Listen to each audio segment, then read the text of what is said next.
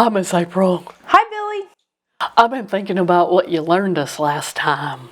About Paul and Silas? Right, how they were singing even while they were in prison.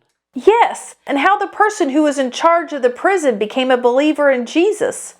Next, we're going to back up a little bit and talk about Paul's conversion. Oh, good grief. What's wrong? I just thought I'd get a break from all that on the weekend. A break from all what? Converting. That's all we've been doing at school lately. First it was converting measurements like inches to feet, but this week we've been converting money, learning how many nickels are in dimes and quarters, how many dimes and quarters are in a dollar. I mean, when is anybody ever gonna need to know all that? Pretty often. But I'm not talking about math conversions. Oh, good. I was just about to ask if we could use calculators. What other kind of converting is there? Being converted from someone who's a slave to sin to a person who's free from sin by becoming a believer in Jesus. Oh, I thought Paul believed from the get-go. Wasn't he one of the disciples? No, he wasn't. What? But you said last time that he wrote a whole big bunch of the New Testament.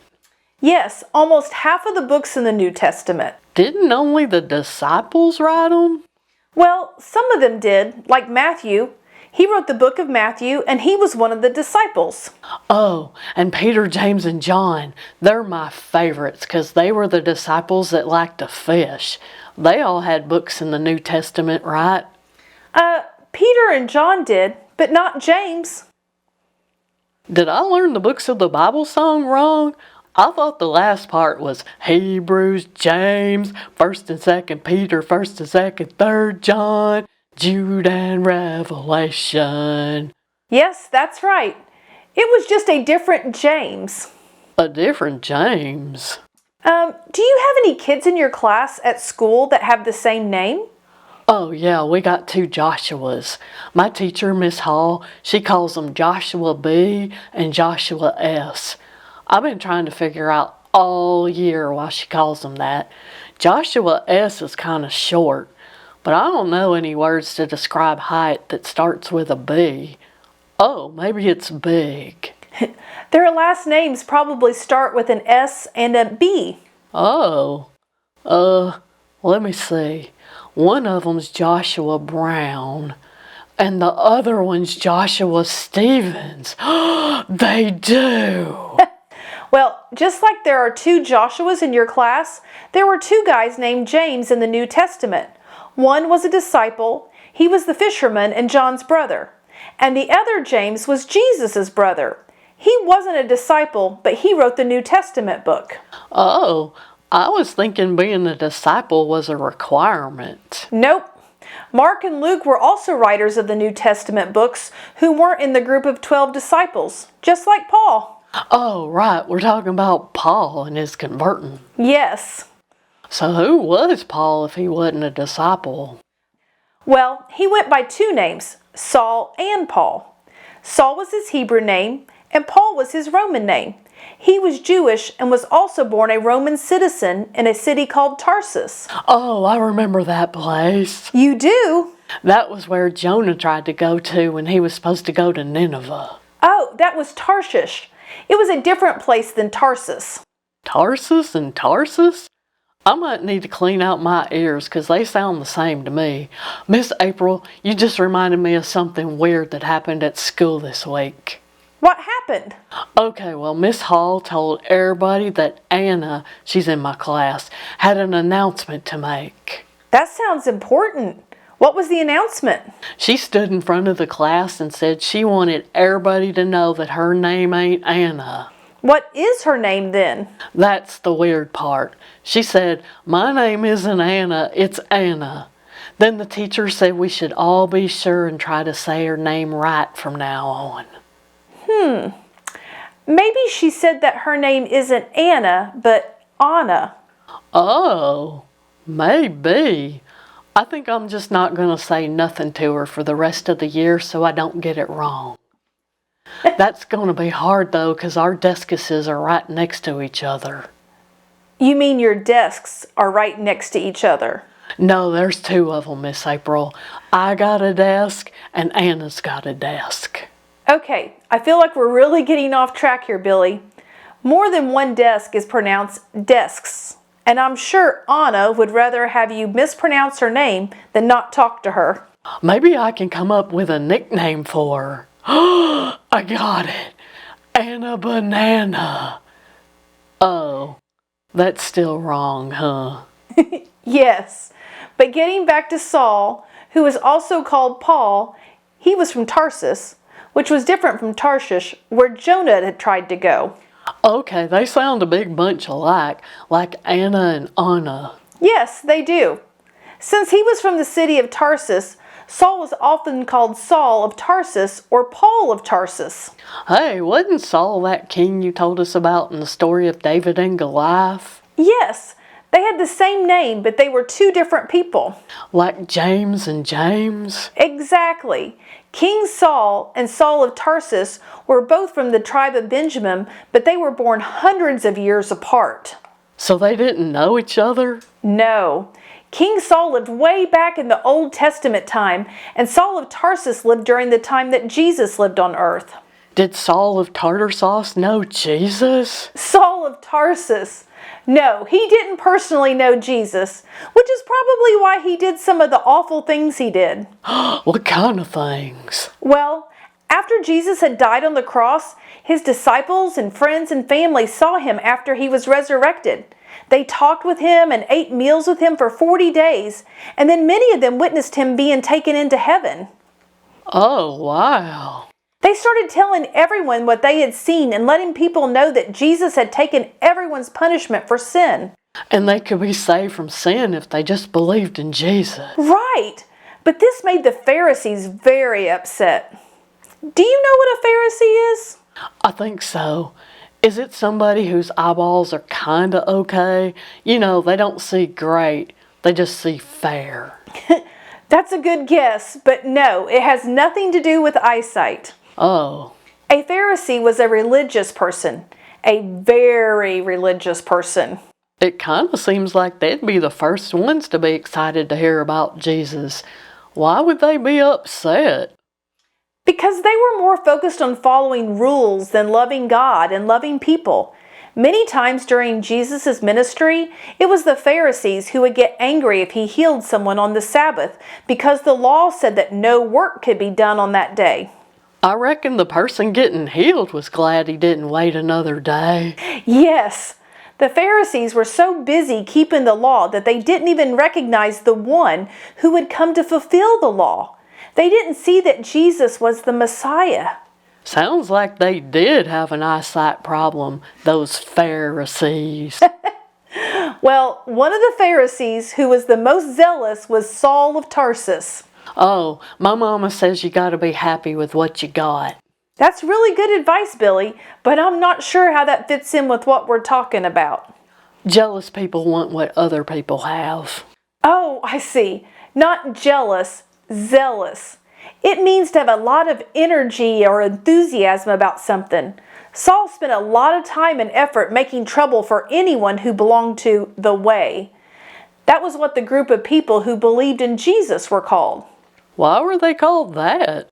Probably because Jesus had said that he is the way, the truth, and the life. Oh, right. Well, what kind of trouble did he make for them? He went from house to house throughout Jerusalem, and anyone he found who was a believer in Jesus, he would drag away to prison, both men and women.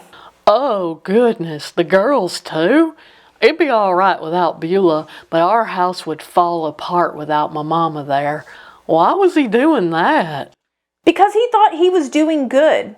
He didn't realize that Jesus was really the Messiah that had been promised to come and save everyone from sin. Could the believers hide? We got a closet under our stairs that I usually hide in when we're playing hide and go seek. My little brother ain't never found me in there. One time I fell asleep because everybody had given up on finding me and started doing something else. That sounds like a great hiding spot, Billy. But the believers who lived in Jerusalem couldn't hide forever, and since it was so dangerous, many of Jesus' followers moved far away, and this helped the good news about Jesus to be preached throughout the Roman Empire. Phew, that's good. Now they could be safe. Yes, until Saul began going to the places that they had moved to. Good grief, he was zealous. Zealous. He certainly was. He had gotten the high priest in Jerusalem to write letters giving him permission to go to the city of Damascus to capture and bring back any believers in Jesus that he found there. What for? To punish them. He planned to put them in chains so they couldn't escape along the way back to Jerusalem. Good grief. But as he was traveling to Damascus, suddenly there was a bright light and he fell on the ground. Then he heard a voice saying, "Saul, Saul, why are you persecuting me?" Why are you what now? Persecuting. It means to treat someone badly. Who was talking? That's what Paul wanted to know. He couldn't see him because of the bright light, but the person was speaking in the Hebrew language and had called him by his Hebrew name, Saul. So Saul asked who he was. Who was it? It was Jesus. But he wasn't prosecuting Jesus. Persecuting. And to Jesus, mistreating his followers was the same as mistreating him. Really? Yes, and the reverse is true too. During Jesus' ministry, he said that when we take care of people who are poor or in need, it's just like we're showing kindness to him. Oh, kindness is my superpower, Miss April. That's great, Billy. We're supposed to look for opportunities to show the love of God to others. That's one of the best ways to let someone experience what God is like. So what happened to Saul? He asked what he should do. Jesus told him to get off the ground and go into the city of Damascus, and then he would be told what to do next. When he opened his eyes, he couldn't see anymore. He had become blind. He was a Pharisee. Well, how was he supposed to go to Damascus if he couldn't see no more? The people who were traveling with him held his hand and led him into the city. He didn't eat or drink for 3 days while he waited on God to tell him what to do. Miss April, how in the world was he going to write almost half the New Testament if he was blind? Did he use Braille? Brazil? Right. You know those little bumps that let blind people read and write stuff? Oh, Braille! No, he was only blind for 3 days. God gave Saul a vision, which was like a dream, that a man named Ananias was going to come help him see again. And then God sent Ananias, who was a believer in Jesus, to go pray for him. But Ananias was reluctant to go at first. Why? Do you remember what Saul was there to do? To wait for further instructions? Yes, but I mean before he became blind. Can you give me a hint? He had letters from the high priest in Jerusalem giving him permission to do something. Round up people who believed in Jesus. Yes! Ananias had heard what he'd done to the believers in Jerusalem and how he now had authority to do the same thing in Damascus, so he was afraid of him. Did he go? Yes, Ananias trusted God and went to where Saul was staying.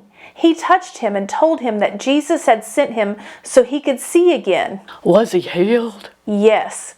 He could see, and he was a changed man from that point on. He immediately became a believer in Jesus and was baptized. He started telling everyone at the synagogues in Damascus that Jesus is God's son, and then he went back to Jerusalem and started telling people there. Wow, the believers' big old enemy was on their side now. That's right. At first, the believers in Damascus and Jerusalem were afraid of him because of what he used to do, but they eventually realized that he had really changed.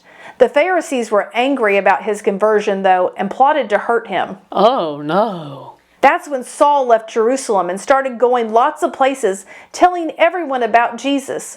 Since he was mostly going to areas in the Roman Empire and preaching to the people who weren't Jewish, he started using his Roman name, Paul. So now he was Paul of Target? Paul of Tarsus, yes. That's also the name he used when he wrote the letters to the churches that he helped establish all over Asia. He wrote letters? Like the ABCs? Was he practicing writing in cursive? No, they were letters like a message that you send in the mail, like, Dear Billy. Oh. Paul would go to a city, tell the people about Jesus, stay with them for a while to establish a church there, and then go to another city. Then he'd write them letters? Yes.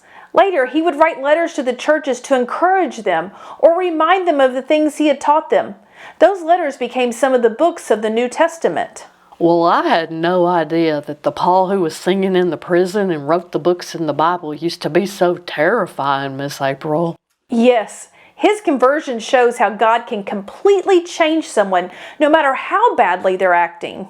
Oh, maybe there's hope for my Uncle Skeeter. He says he don't believe in Jesus, and he's kind of a mess. Yes, God can definitely change him, just like he changed Paul. When people discover Jesus, they become instantly changed on the inside, and that causes them to start changing on the outside. They look different?